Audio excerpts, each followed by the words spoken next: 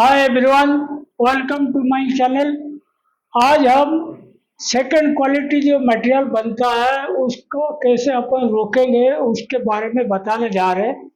देखो, second quality तो आपके कार्डिंग स्लाइबर भी बनता है, ड्रॉपम स्लाइबर भी बनता है, कोमल स्लाइबर, आरएसपी स्लाइबर तक भी कोई दिक्कत नहीं है। वो खाली प्रोसेस कस्ट बढ़ता है, पावर कस्ट बढ़ता है, लेकिन इसको अपन मिक्सिंग तक लेके सही कर सकते। लेकिन सिंपलेक्स और रिम फ्रेम में अगर सेकंड क्वालिटी बन गया तो उसका मुश्किल हो जाता है इसको निपटाने के लिए।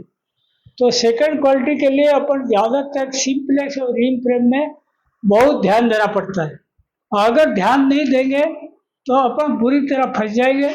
कभी कभी सेकंड क्वालिटी के चक्कर में कोई कोई टेक्नीशियन का नौकरी चला जाता है, इवन जीएम लेवल तक भी दिक्कत हो जाता है।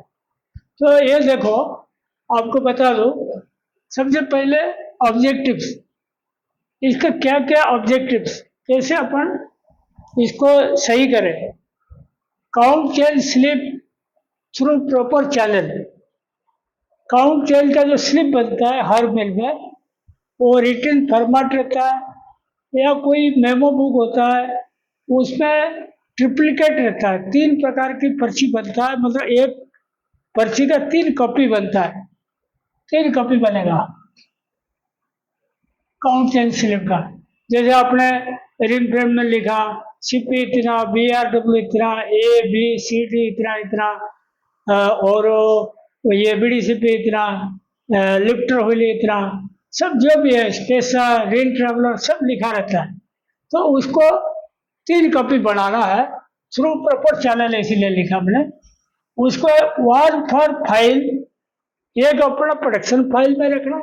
Second for QA, quality assurance या एसक्यूसी बोलो, वहां पे एक देना। थर्ड फॉर मेंटेनेंस, मेंटेनेंस में किसको, फॉरमैन को दे सकते हो, रेनिंग फिटर को दे सकते हो, मेंटेनेंस सुपरवाइजर को दे सकते हो, कोई भी जिम्मेदार आदमी देना है। और all 3 supervisor, quality officer, fitter must sign. वो पर्ची फाड़ने से पहले तीनों का साइन होना जरूरी है, तब जाके इसको देना। Supervisor must counter check from manager. Supervisor कोई भी स्लिप देगा काउंट चेक का, मैनेजर का जरूर साइन कराएगा, क्योंकि मैनेजर को मालूम होना चाहिए ये स्लिप ये मशीन के लिए दी है, गियर वगैरह सही लिखा नहीं लिखा।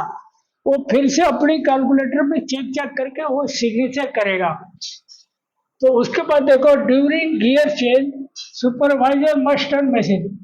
जब चेंजिंग करेगा सुपरवाइजर खड़े होकर देखेगा जो जो गियर अपन दिए वही वही गियर डाला क्या, कोई गलत गियर तो नहीं डाला, तो वो सब काउंटर चेक करेगा। After change fitter and supervisor must टाली गियर्स। वो चेंज होने के बाद फिटर और सुपरवाइजर अपना स्लिप देख के इसको टैली करेंगे। जैसे जैसे समझ एग्जाम्पल, ये अपन दिए 85 का, दिए 80 का, ये लगा या नहीं लगा। अगर नहीं लगा तो फिर इसको हाथों हाथ करेक्शन कर सकता है। तो फिटर एक बार चेक करेगा, सुपरवाइजर एक बार चेक करेगा। उसके बाद देखो, start 4 bobbins in simplex and 10 bobbins in ring frame only. मतलब सिंप्लेक्स अगर चालू करते हो सिर्फ 4 बॉबिन चालू करो, अगर रिम फ्रेम चालू करते हो तो 10 बॉबिन चालू करो। उसके बाद देखो, चेक रैपिंग आज and when length achieve for wrapping. Wrapping light का जब बॉबिन हो जाएगा इसको तुरंत रैपिंग चेक कराओ, खुद सुपरवाइजर चेक कराएगा। ये पे wrapping abnormal again change particular. अगर रैपिंग में थोड़ा 19-20 है तो इसको फिर से गियर चेंज करेगा। वही सिस्टम फॉलो करके देना, अपनी मन से नहीं लिख देना कुछ। ये पे wrapping found okay, inform QA for counter check. अगर आप पूरा तसल्ली हो गया रैपिंग या टिपे जो दिया हुआ सही है तो क्वालिटी कंट्रोल वाले को इन्फॉर्म करना है कि अपनी साइड से मशीन रेडी हो गया, तो आप इसको चेक करो, वो काउंटर चेक करके ओके करेगा। After green signal from Q है स्टार्ट होल मशीन, एसक्यूसी वाला जो ओके कर देगा, मतलब भैया ठीक है करके बोल देगा, तब आप पूरा मशीन चालू करें। चेक टीपीआई या टीपीएम और display with in 5 minutes of start. जब मशीन स्टार्ट करते हो, आजकल सब मशीन में डिस्प्ले आ गया, तो आप चालू करोगे तो इस पर टीपीएम चेक कर लेना, टीपीएम या टीपीआई जो भी दिखाता है चेक कर लेना, वो आप गियर के हिसाब से जो लिखा था वही आ रहा है या नहीं आ रहा है। In case of simplest check halfly strength and stress percentage, और जैसे ही पहला डॉप आएगा आप इसका हाफली स्ट्रेंथ कर लेना और स्ट्रेच कर देना, उसमें भी अगर गुंजाइश होगा करेक्शन करने की वो भी करा लेना। उसके बाद देखो in case of ring frame check CSP IPI after 500 से 600 मीटर यार्ड। जब 500-600 मीटर धागा बन जाएगा, तो जैसे 10 बबिन है ना, आप 5 बबिन इसका सीएसपी कर लो, 5 बबिन आईपीआई कर लो, एक मोटा मोटा आपकी नॉलेज आ जाएगा।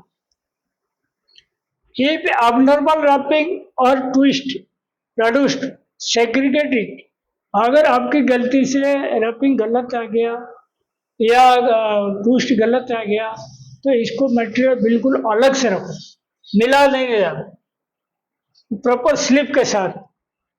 If abnormal material made in for senior immediately, अच्छा ये एक चीज है बहुत इंपॉर्टेंट है, अगर आपसे गलत काउंट या गलत टीपीआई बन गया तो आप कभी गलती नहीं करना, मतलब छुपाना नहीं चाहिए, पूरा बिल्कुल तुरंत अपने सीनियर को बताना कि सर देखो मेरे से गड़बड़ हो गया, और समझ लो 20 काउंट बनना था 24 काउंट हो गया, जो भी है तो बताना, ये टीपीआई इतना था, इतना डालना था, ये हो गया, तो तुरंत इमीडिएटली अपने सीनियर को बताना, ठीक है, ताकि वो तुरंत इसका स्टेप ले सकता है। Set the abnormal material two winding with proper memo, ये जो abnormal बॉबिन बन गया समझ लो रिंग फ्रेम में, तो इसको मेमो के साथ वाइंडिंग में देना है, सिग्नेचर करना इसका मैनेजर का।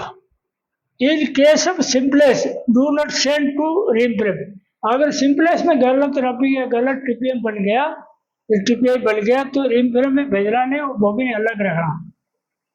If any material too much IPI correct in process, अगर कोई रिंग फ्रेम में आईपीआई बहुत ज़्यादा आ गया, तो आपको क्या क्या चेंज करना है, मतलब रोलर गेज करना है, बीडीसीपी करना है, स्पेसर करना, जो भी स्टेप लेना इमीडिएट लेना, इस पर कोई लेट नहीं करना।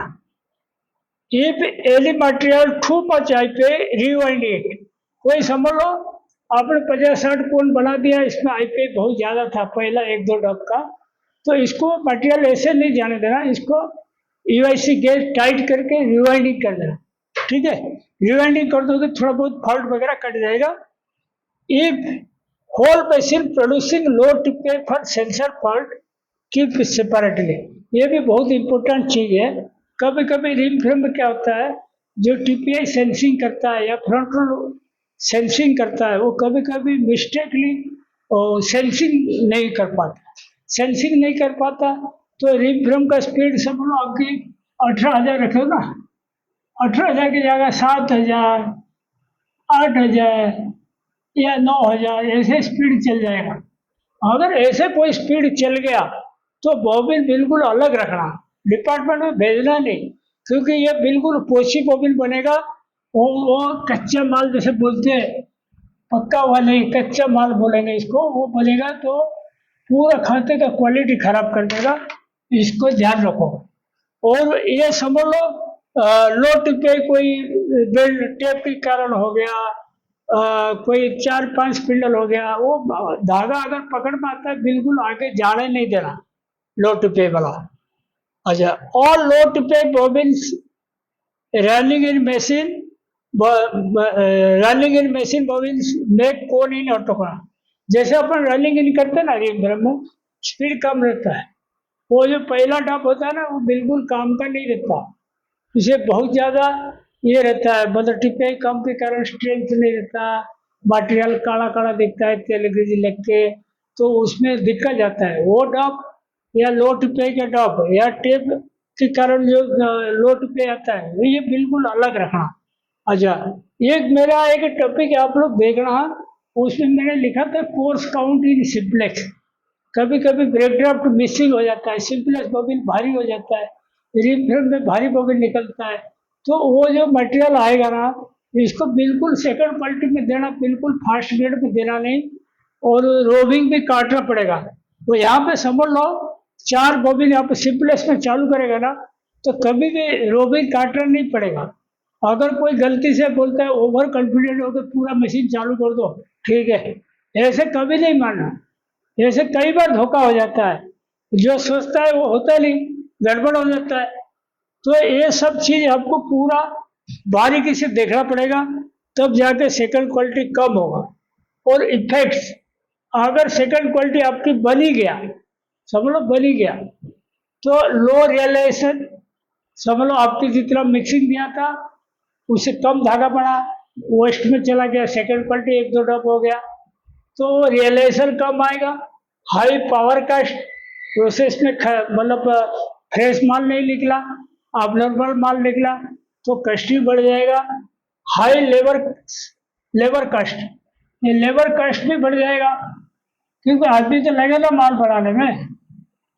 बैड इम्प्रेशन ऑफ टेक्नीशियन, जो सुपरवाइजर है, मैनेजर है, उनका ऊपर बहुत बड़ा इम्प्रेशन खराब रहेगा कि इसका शिफ्ट में देखो ये बढ़ा दिया। मेक अप क्वालिटी कंप्लेंट्स, अगर ये मटेरियल बाई चांस पार्टी के पास चला गया तो क्वालिटी कंप्लेंट भी आ सकता है। वेस्ट जनरेशन हाई, समझ लो आपने सिंपलेस बबल बन गया, इसको काट दिया, या रिम्पर बबल कोई, इसमें और एक चीज सुनो, वेस्ट जनरेशन हाई मतलब सिंपलेस बबल कोई काट दिया। कभी कभी मैंने ये भी देखा, जैसे रिम फ्रेम में 1-2 ड्रॉप खराब बॉबिन बन गया, तो सुपरवाइजर क्या करता है, इसको छिपा देता है, और वो बॉबिन लेकर राहता राहत चाकू लगाकर कटवा देता है, हार्ड वॉश बना देता है। जैसे इतना में मालूम पड़ा, पूरा ड्रॉप गिरा देगा, हार्ड वॉश बना देगा। ऐसे कभी नहीं करना, हार्ड वॉश नहीं बनाना, वो डब गिरा दो, अलग से रख दो, इसका कोर बनाओ। ये डर के मारे कर देते हैं कोई कोई, लेकिन ये गलत चीज है, इसको बिल्कुल ध्यान नहीं देना, ऐसे नहीं करना कभी, ठीक है। एक्शन प्लान देखो, एक्शन प्लान मतलब अपन इसके लिए क्या स्टेप लेंगे तब सही रहेगा। Regular meeting with fitter and supervisor, fitter और सुपरवाइजर के साथ में लेके मैनेजर को रेगुलर मीटिंग लेना पड़ेगा, अवेयरनेस लाना पड़ेगा कि कैसे गलत ना हो। सिस्टम्स मस्ट फॉलो स्ट्रिक्टली, ये जो सिस्टम बता ये बराबर फॉलो करना है स्ट्रिक्टली, मिसिंग नहीं होना चाहिए। Second quality quantity must recorded, second quality जितना बनता है एक फाइल बनाओ, डेट वाइज इसमें लिख दो, भाई राम था सुपरवाइजर, रनिंग फिटर ये था, ये कारण से मतलब स्लिप गलत जाने के कारण या गलत चेंजिंग के कारण, और रीजन भी लिखो, और इतना केजी सेकंड क्वालिटी बना, तो उनका नाम पे फाइल में नोट होके रहेगा, ताकि इनको थोड़ा डर रहेगा। और उसके बाद देखो, reason and culprit person must noted, वो फाइल में कारण और जो जिसका द्वारा बना कल्प्रिट, दोषी जो है, उसका नाम लिखना।